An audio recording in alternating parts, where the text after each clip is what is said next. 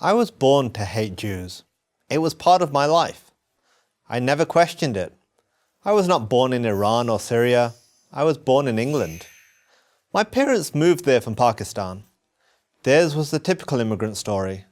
Moved to the West in the hope of making a better life for themselves and their children. We were a devout Muslim family, but not extremist or radical in any way. We only wished the best for everyone. Everyone except the Jews. The Jews we believed were aliens living in stolen Muslim land, occupiers who were engaged in a genocide against the Palestinian people. Our hatred, therefore, was justified and righteous, and it made me and my friends vulnerable to the arguments of radical extremists. If the Jews were as evil as we had always believed, mustn't those who support them, Christians, Americans, and others in the West, be just as evil? Beginning in the 1990s, speakers and teachers at mosques and in schools began to endlessly repeat this theme. We were not Western, we were not British, we were Muslims, first and only. Our loyalty was to our religion and to our fellow Muslims. We owed nothing to the Western nations that welcomed us. As Westerners, they were our enemies. All of this had its desired effect. At least, it did on me. It changed the way that I saw the world. I began to see the suffering of Muslims, including in Britain, as the fault of Western imperialism. The West was at war with us, and the Jews controlled the West. My experience at university in Britain only enhanced my increasingly radical beliefs. Hating Israel was a badge of honor. Stage an anti-Israel, pro-Palestinian rally, and you were sure to draw a large, approving crowd. While at university, I decided the protests and propaganda against Israel were not enough. True jihad demanded violence. So I made plans to join the real fight. I would leave college and join a terrorist training camp in Pakistan. But fortunately for me, fate intervened. In a bookstore.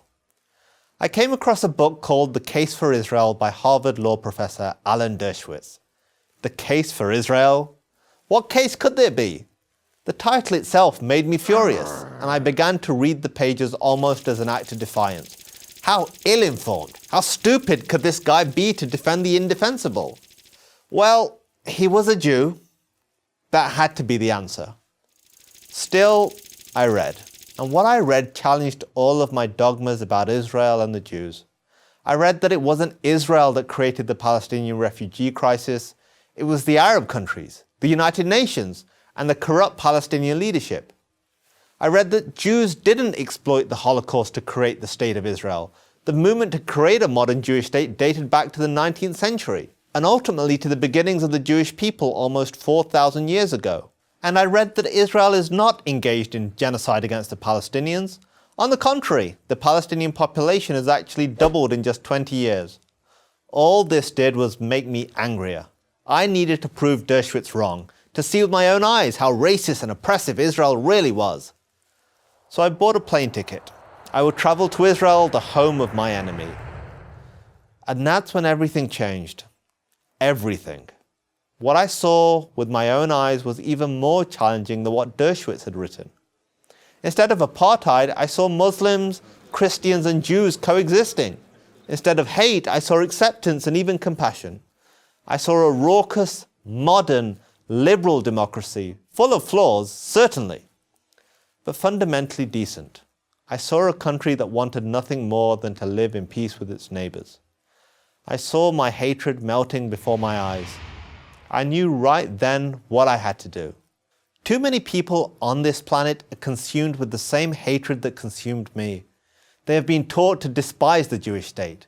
Many Muslims by their religion, many others by their college professors or student groups. So here is my challenge to anyone who feels this way. Do what I did. Seek out the truth for yourself. If the truth could change me, it can change anyone. I'm Kasim Hafiz for Prager University. To subscribe to our YouTube channel, click here. To help keep our videos free, donate here.